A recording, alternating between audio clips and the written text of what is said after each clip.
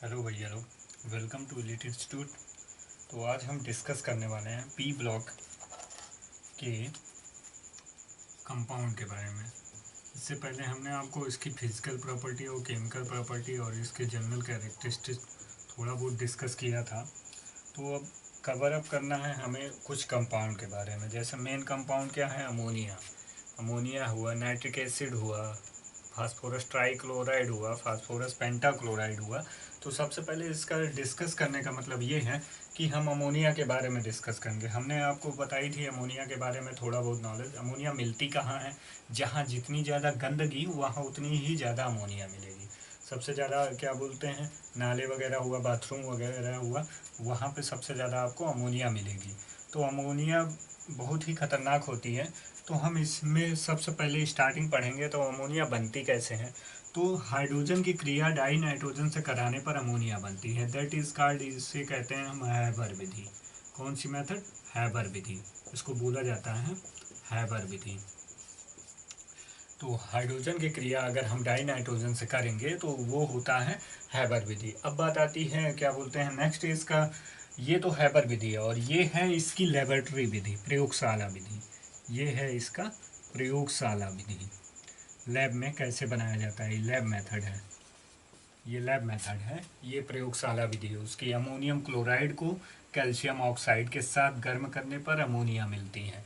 तो इतना समझ में आता है। बैलेंसिंग हमें जो मिलना है हमें उसे हम पहले कवर अप कर लेंगे। उसके बाद जो फिर आता है, जैसे मान लीजिए आपको पता नहीं है, यहाँ पे रिएक्शन आपको पता नहीं है कैसे करनी है, तो यहाँ पे हम क्या करेंगे, अमोनियम क्लोराइड है ये बना, उसके बाद बनाना हमें क्या है, NH3। तो लिख दो 2NH3 या NH3। आपका दिमाग इतने ही काम करेगा, NH3 लिख देते हैं। उसके बाद बनेगा क्या, CaCl। CaCl तो बनता नहीं है, CaCl2 बनता है।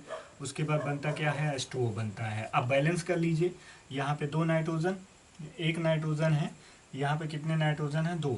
तो आगे 2 लगा दो, 2 3 6 हो गए, 6, 2 चौक 8 यहाँ पे, यहाँ 2 3 6, तो आगे लगा दे रहे हैं हम, क्या कंप्लीट है यहाँ पे, 2 3 6 2 8 पूरे कंप्लीट हैं आपके, दिक्कत नहीं है इसमें। अब कैल्शियम भी हमारा सिंगल है, क्लोरीन हमारा 2 है, तो कवर अप हो गया। अब इसके बाद बात आती है इसकी फिजिकल प्रॉपर्टी। फिजिकल प्रॉपर्टी में क्या होता है, हमने बताया था रंगहीन, गंधहीन, स्वादहीन गैसेस होती हैं। यहाँ पे रंगहीन तीखी गंध वाली गैस होती है, यानी इसे सूंघने पर हमें क्या मिलता है, जब हम इसे सूंघेंगे तो हमारी जो क्या बोलते हैं आँख से आंसू निकलने लगते हैं अमोनिया सूंघने से। यह जल में क्या होती है, विलेय होती है। अब उसके बाद इसकी केमिकल प्रॉपर्टी। केमिकल प्रॉपर्टी के बारे में हमने आपको थोड़ा सा डिस्कस किया था। क्या बताया था, अरे भैया ये बताया था कि वो रिएक्शन करेगा किसी चीज़ से तो वो प्रोडक्ट क्या देगा। तो यहाँ पे देखिए 4NH3 है, उसको ऑक्सीजन से रिएक्ट कराते हैं, हमारा बनता क्या है, डाई नाइट्रोजन बन रहा है। वही हाल जैसे यहाँ कराया था वैसे यहाँ भी कर सकते हैं। अमोनिया की क्रिया, इसको बोलते हैं दहन, कंबस्चन। कंबस्चन मतलब ऑक्सीजन की ही प्रेजेंट में तो होता है। अब यहाँ पे NH3 की H2O से रिएक्शन कराएंगे। जब अमोनिया की H2O से रिएक्शन कराएंगे तो अमोनियम हाइड्रोक्साइड बनाएगा, यानी ये क्षार बना देगा। ये भी क्षार है, लोइस क्षार है। उसके बाद यहाँ पे क्या होगा, 8NH3 इसकी क्लोरीन से रिएक्ट कराते हैं तो अमोनियम क्लोराइड बनता है। अमोनियम क्लोराइड बनेगा, उसके बाद डाई नाइट्रोजन बनेगा। आप डाई नाइट्रोजन भी बोल सकते हैं, अमोनियम क्लोराइड भी बोल सकते हैं। इसके कुछ यूजेस हैं, यूजेस जैसे यूरिया के निर्माण में होता है और नाइट्रिक एसिड बनाने में होता है, और बहुत सारे क्या बोलते हैं सिंथेटिक कुछ टाइप, गंध टाइप के जो केमिकल होते हैं उसमें भी इसका यूज करते हैं हम। उसके बाद नेक्स्ट आता है फास्फोरस। अभी तक तो नाइट्रोजन हमने पढ़ा था, नाइट्रोजन के बारे में। अब हम पढ़ेंगे क्या, फास्फोरस के बारे में। तो फास्फोरस क्या होता है, फास्फोरस में 2 होते हैं, एक रेड फास्फोरस होता है, एक क्या होता है, वाइट फास्फोरस होता है। तो सफ़ेद फास्फोरस और लाल फास्फोरस में डिफरेंट क्या है। तो रेड फास्फोरस क्या है, रेड फास्फोरस को अणुसूत्र इससे डिपेंड करते हैं, P4N से। N का मतलब है N नंबर ऑफ कई सारे, नंबर ऑफ कई सारे क्या बोलते हैं परमाणु, कई सारे नहीं, नंबर ऑफ कई सारे परमाणु, मतलब कई सारे परमाणु यहाँ अटैच होते हैं। यहाँ पे P4 क्या होता है, P4 हो जाता है क्या, ओनली P4 होगा यहाँ, P4 होल ट्वाइस चेन होगा। अब चूर्ण होता है, चूर्ण का मतलब होता है चूर्ण, चूरन जैसा, मतलब पाउडर। और ये पाउडर नहीं होता, ये मुलायम रहेगा, मोम जैसा, ये मोम जैसा मुलायम रहता है, मोम जैसा रहेगा, जैसे मोम होती है, मोम जैसा। गंध, गंधहीन, गंधहीन होगा। और ये साबुन के समान, जैसे साबुन गंध देता है झाग टाइप का, उस टाइप का रहता है। ये अविसैला होता है और ये वाइट फास्फोरस विसैला होता है, सफ़ेद फास्फोरस विसैला होता है। तो हमने आज डिस्कस क्या किया है आपके सामने, अमोनिया बताया है और फास्फोरस के कुछ यौगिक बताए हैं, तो आप इसे नोट करिए।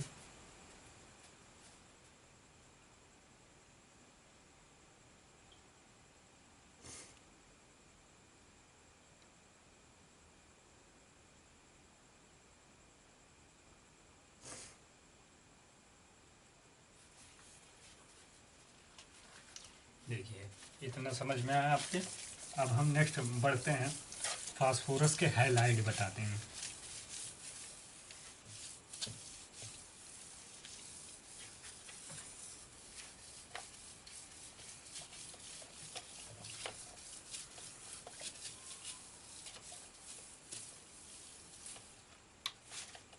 देखिए, फास्फोरस के हैलाइड, फास्फोरस के हैलाइड,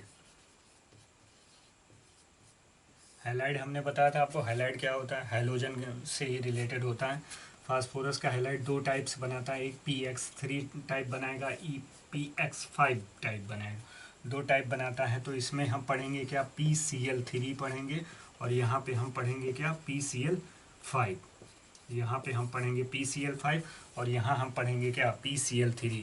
और इसके स्ट्रक्चर वगैरह के बारे में, हाइब्रिडाइजेशन कैसे डिपेंड करते हैं, संकरण क्या होता है, इसका स्ट्रक्चर अगर हमें ड्रा करना है, तो दोनों का स्ट्रक्चर ड्रा करना है। तो दोनों का स्ट्रक्चर ड्रा करने के लिए हम क्या करेंगे, ये सबसे पहले लोन पेयर और बॉन्ड पेयर डिपेंडेंट करते हैं। तो इसका वैलेंस इलेक्ट्रॉन कितना होगा, फास्फोरस का वैलेंस इलेक्ट्रॉन कितना होता है, फास्फोरस कहाँ होता है भैया, बोरान, कार्बन, नाइट्रोजन के नीचे ही तो होता है। तो इसका वैलेंस कितना होगा, 3, इसका 4, इसका 5 हो जाएगा ना। बोरान के पास, अरे भैया यहाँ पे एस ब्लॉक होता है, एस ब्लॉक का फर्स्ट सेकंड, उसके बाद इसका नंबर आता है, फिर ऐसे। तो इसका 3 हो जाता है, 3 वैलेंस इलेक्ट्रॉन होगा। और इसका कितना, 3 इंटू कितना वैलेंस इलेक्ट्रॉन, अरे नाइट्रोजन के पास ऑक्सीजन होता है, इसका इसका, अरे आपको नहीं, कंफ्यूज हो रहे हैं। तो देखिए यहाँ पे बोरान 5 होता है, बोरान 5 होता है, मगर बोरान का वैलेंस इलेक्ट्रॉन 3, इसका 4 और इसका 5। तो यहाँ फास्फोरस का क्या हो जाएगा, 5, और इसका कितना हो जाएगा, इसका 7। तो 3 गुणे 7, 7 त्रिक 21, 21 5 कितना हो जाएगा, 26। हमने बताया था आपको 8 से इसको वो करेंगे, तो 8 से जब करेंगे तो 8 दूना 16, 8 त्रिक 24, कितना बच रहा है, 2 बच रहा है। तो 2 हमारा यहाँ पे क्या हो जाएगा, 2 से, 2 से ही मल्टीप्लाई, 2 से ही 2 ही तो कवर अप करेंगे, 2 एकन्नम 2, यहाँ कैंसिल हो गया, बचा क्या। तो फास्फोरस का जो स्ट्रक्चर बनेगा वो पिरामिडी बनता है, कैसा, पिरामिडी, मतलब एक लोन पेयर, दो एग्जिस्ट पे क्लोरीन ऐसे जुड़ते हैं जी। अब इसका नंबर आता है किसका, फास्फोरस पेंटाक्लोराइड का। फास्फोरस पेंटाक्लोराइड में आप देखिए, तो फास्फोरस का बनता क्या, फास्फोरस का वो क्या बना, 5, और इसमें 3 इंटू 5 इंटू 7, तो 35, और 35 ये 40 हो गया टोटल। 40 में हम अगर कवर अप करें तो 8 से क्या करेंगे, 8 45 हो जाएगा डायरेक्ट। इसमें लोन पेयर की ज़रूरत पड़ी नहीं, इसमें लोन पेयर नहीं है। तो ये डबल पिरामिडी होता है। डबल पिरामिडी का मतलब स्ट्रक्चर कैसा बनेगा, ऐसे ही तो बनेगा, यहाँ पे Cl, यहाँ पे Cl, यहाँ पे Cl, यहाँ पे भी Cl, और एक Cl यहाँ पे, एक्सियल पोजीशन और इक्वेटोरियल पोजीशन पे। ये आपके इसके स्ट्रक्चर बन गए, ये द्वि पिरामिडी बनता है,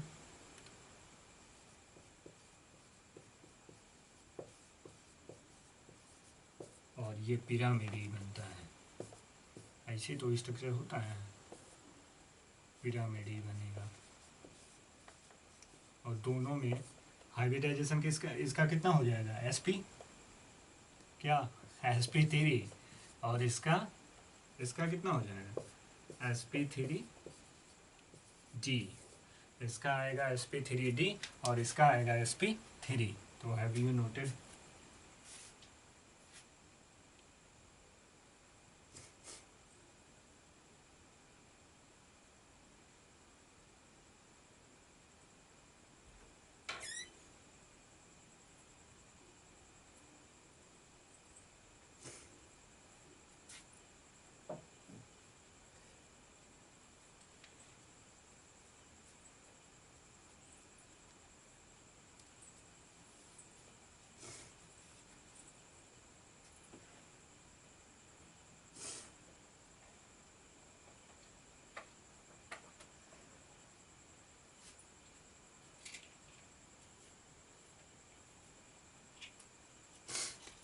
देखिए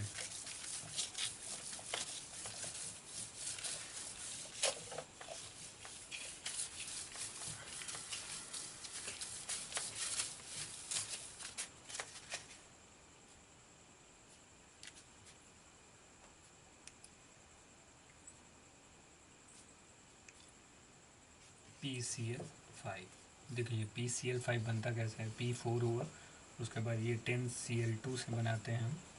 यहाँ बनाएंगे क्या, PCl5 बन रहा है, तो हमारा क्या कर देंगे यहाँ पे क्या हो जाएगा, यहाँ पे हम क्या लगाएंगे, अरे 4 लगाएंगे, यहाँ पे 4 है। सफ़ेद फास्फोरस को क्रिया क्लोरीन के साथ कराने पर हमें फास्फोरस पेंटाक्लोराइड प्राप्त होती है। ये तो सिंपल। एक होता है SOCl2, SOCl2 का नाम सुना है, SOCl2। अगर इसे बनाना है तो यहाँ पे क्या कर देंगे, 8 लिखेंगे। यहाँ पे अगर बनाएंगे PCl5 बनाया तो यहाँ पे हम क्या कर देंगे, 4 कर देंगे यहाँ पे, और यहाँ पे क्या हो जाएगा, SO2 बन जाएगा। उसके बाद क्या बन रहा है, उसके बाद क्या बनेगा जी,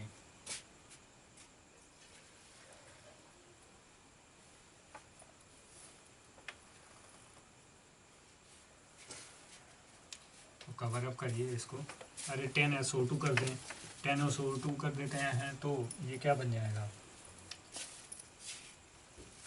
हमारा फास्फोरस पेंटाक्लोराइड यहाँ पे बना 4 करके।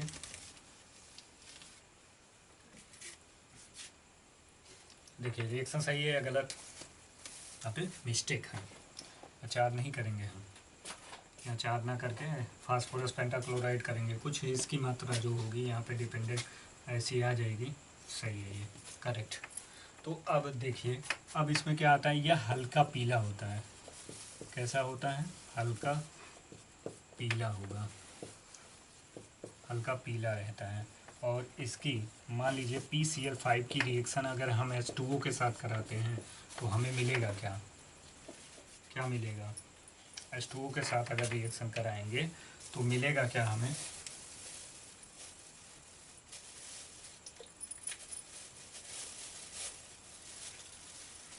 देखिए PuCl3 का नाम सुना है, फास्फोरिक क्लोराइड, और HCl मिलेगा। HCl को अगर हमें आगे 2 लगा दें, एग्जैक्ट हो गया, 3 2 5 हो जाएगा, कवर अप ये हो गया। अब इसकी जो क्या बोलते हैं, इसका उपयोग होता है अवशोषक के रूप में होता है। अवशोषक जान ही रहे हैं, अवशोषक क्या चीज़ होती है, अवशोषक ये होता है जल को अवशोषित करने के लिए जो चीज़ें होती हैं उसे कहते हैं अवशोषक।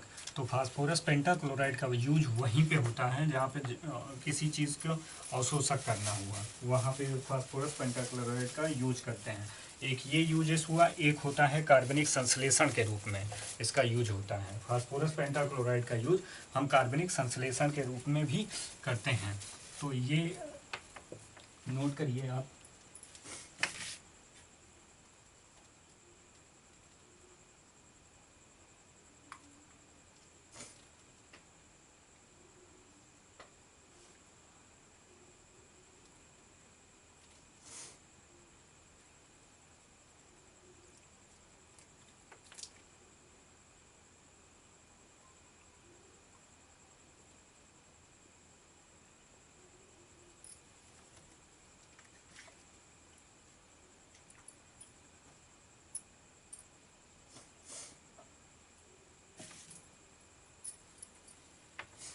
अब देखिए, अब हम क्या पढ़ेंगे, अब हम ये देखेंगे फास्फोरस ट्राइक्लोराइड। इसके स्ट्रक्चर मेन है। फास्फोरस ट्राइक्लोराइड में क्या होता है, फास्फोरस ट्राइक्लोराइड अभी तक स्ट्रक्चर बताया, दोनों का स्ट्रक्चर मेन है। स्ट्रक्चर मतलब स्ट्रक्चर मेन है और संकरण मेन है, दोनों में स्ट्रक्चर और संकरण की विशेष आवश्यकता होती है। बिना स्ट्रक्चर और संकरण के कुछ हो नहीं पाएगा। तो संकरण हमने बताया, स्ट्रक्चर हमने बता दिया आपको। फास्फोरस ट्राइक्लोराइड में क्या होता है, फास्फोरस ट्राइक्लोराइड भी कैसे बनती है। फास्फोरस ट्राइक्लोराइड में भी फास्फोरस से ही डिपेंडेंट होता है। और यह क्या होता है ना, तैलीय जैसा होता है, तेल जैसा द्रव होता है, रंगीन गंधहीन तो होता है मगर तेल जैसा द्रव होता है।